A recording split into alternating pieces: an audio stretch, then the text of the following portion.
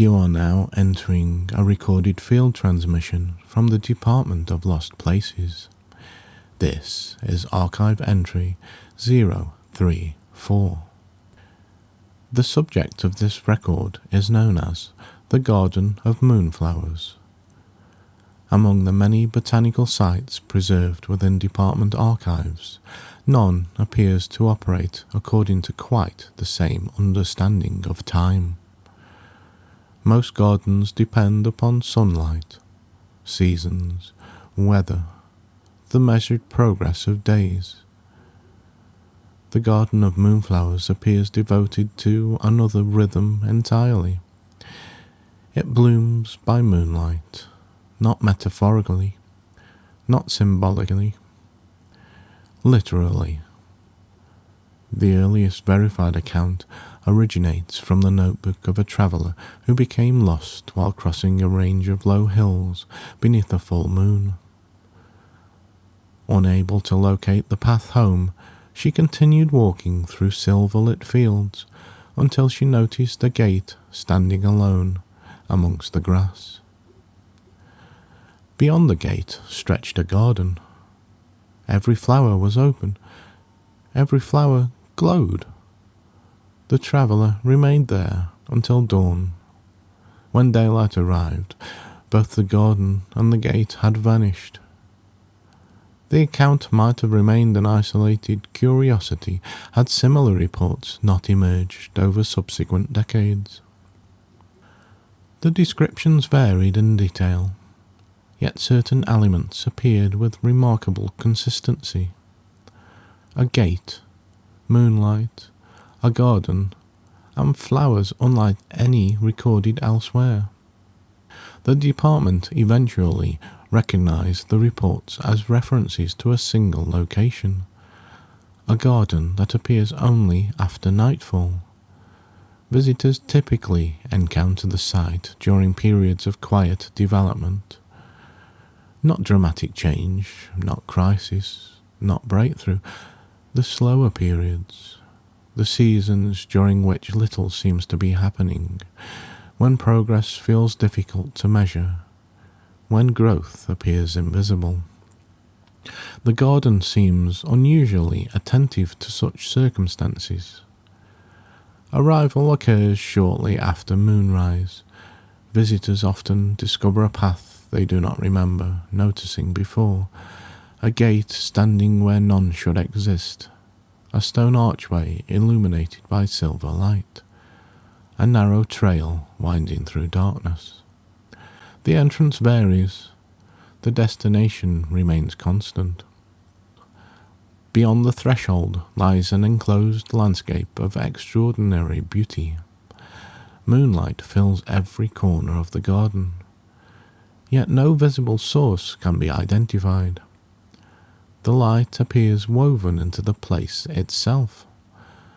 Narrow paths wind beneath flower beds, small streams cross beneath stone bridges, lanterns hang amongst trees, gentle breezes carry fragrances impossible to describe precisely.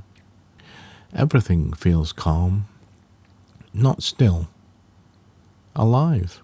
The flowers themselves are the garden's greatest mystery. During daylight hours, they remain entirely dormant. According to department observations, they appear indistinguishable from ordinary plants. Then moonlight arrives. Petals unfold. Colours emerge. Silver, blue, pearl, soft violet. Some flowers seem almost translucent.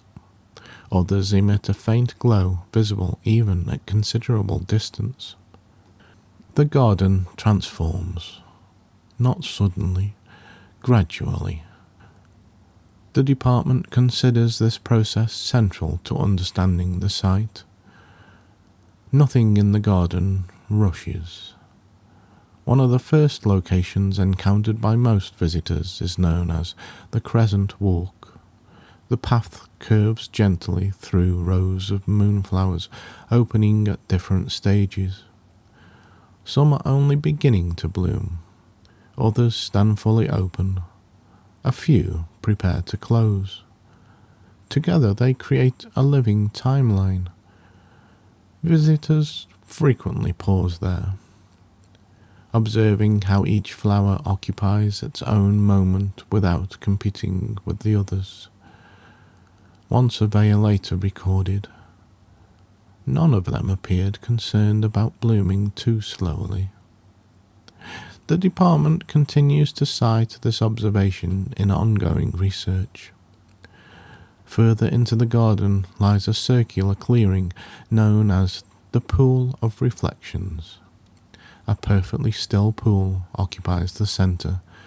Moonlight gathers upon its surface.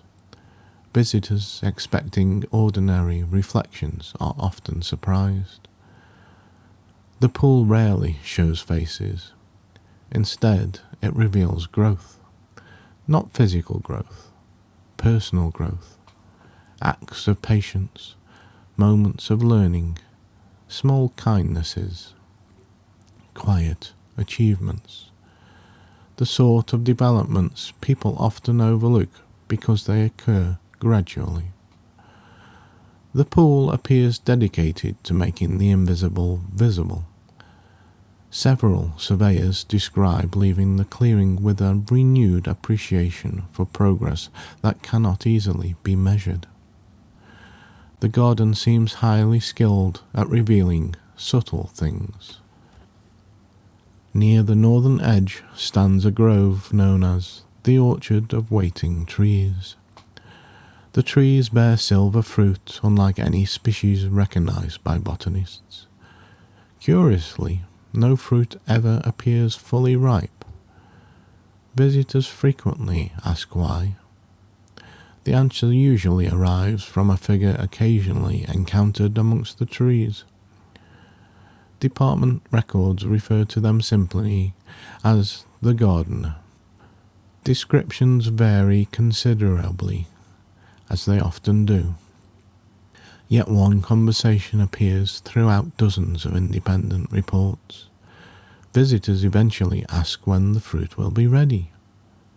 The gardener smiles, then replies, "Soon is a larger place than most people realize." No further explanation is generally offered.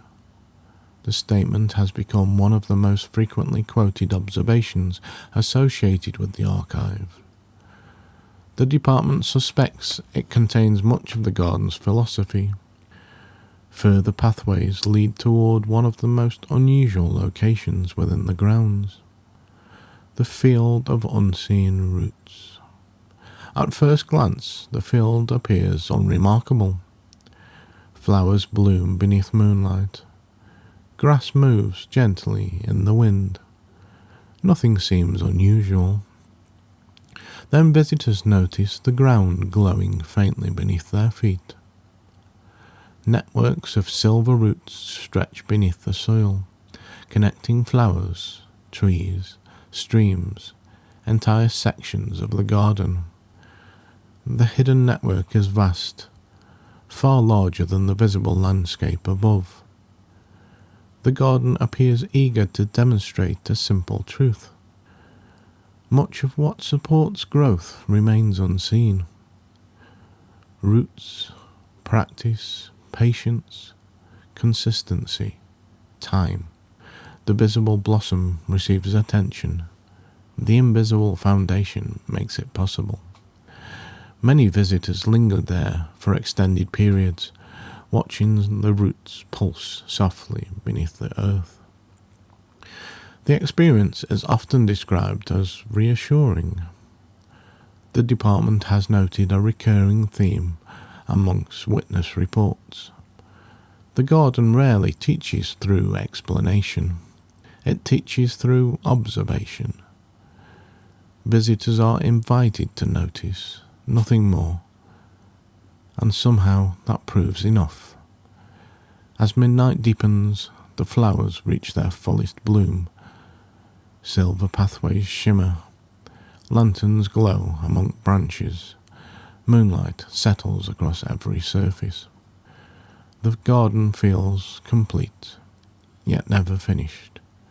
growth continues, quietly, patiently, beyond immediate perception. Eventually dawn approaches, the moon descends, the flowers begin closing, petals fall inward, colours soften, the garden prepares for daylight. Visitors find themselves returning towards the gate, the path, the archway, the threshold, whatever route first brought them there. When they glance back, the garden appears increasingly difficult to distinguish from the surrounding landscape.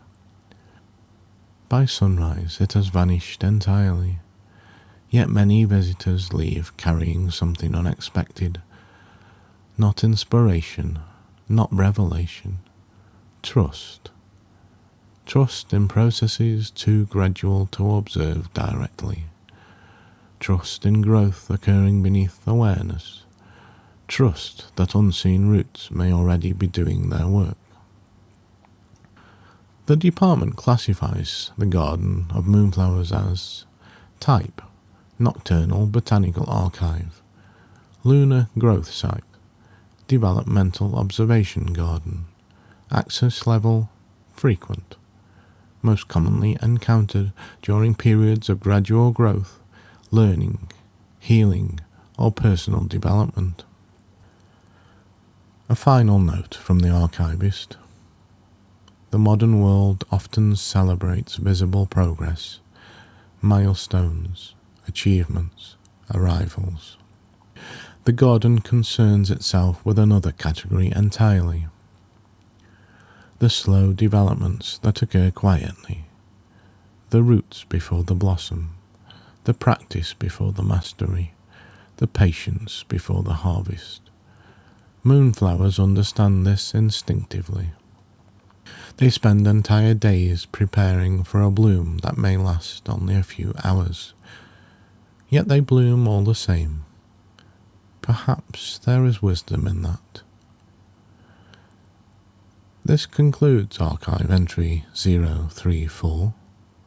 The record is sealed. The moon continues its passage.